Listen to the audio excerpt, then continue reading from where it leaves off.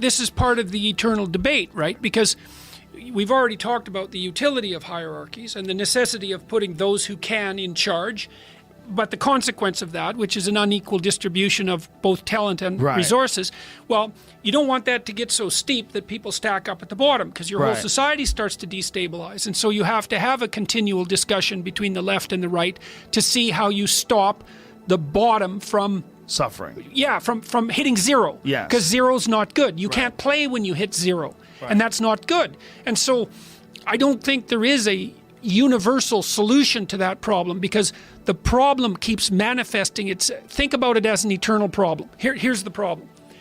There's a set of problems that'll never go away. Now, what the problems are change, but the fact that there are problems never go away. Okay, the fact that you have to produce hierarchies to solve those problems never goes away. The fact that the hierarchies dispossess never goes away.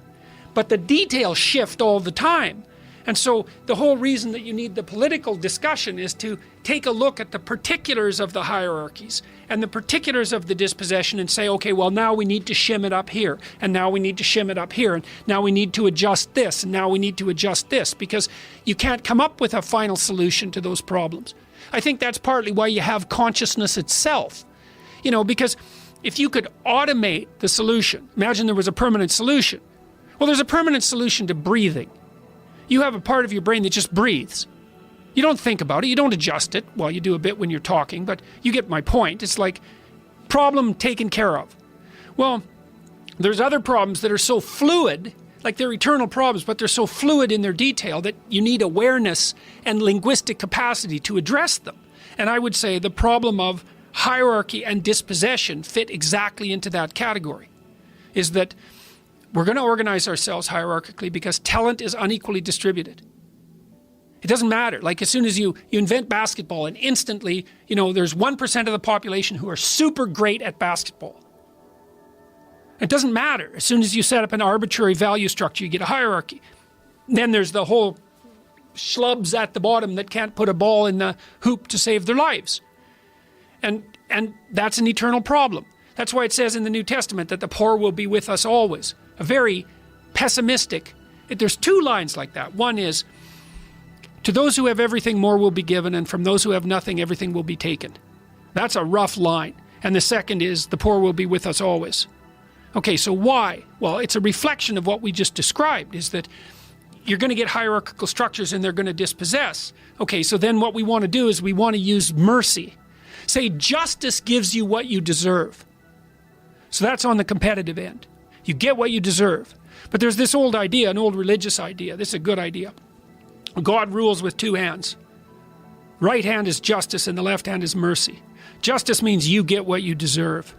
But the world can't survive that way because people are flawed and make mistakes. And if you only got exactly what you deserved, it would be a hell of a world, right? Because you'd be punished for every single mistake you make. You know, you'd be held accountable in a way that would be unbearable. So that has to be tempered with mercy. And so maybe the left is the end of the distribution that tempers with mercy when it's functioning properly. But it can degenerate into that Cain-like resentment of the successful, and that's a danger. On the right, you have the opposite danger, which is, well, you know, you advance because of your competence, but then that can ossify, and so you want to hang on to that position even though your competence no longer justifies it. You start to use the advantages of your position to accrue benefits for yourself that you did not earn. And that's the proclivity of the hierarchy to become blind and tyrannical. And that's an eternal problem. The Egyptians had a god for that, Osiris. Osiris was the god of hierarchies, and he was always threatened by Seth, who was his evil brother. And his evil brother was always conspiring to overcome him. And that's the problem with hierarchies, is that they tilt towards tyranny. And the reasonable left says that. Watch the hierarchies because they tilt towards tyranny. It's like, yes, it's true.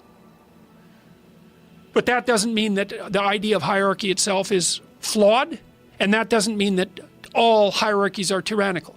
That's going way too far.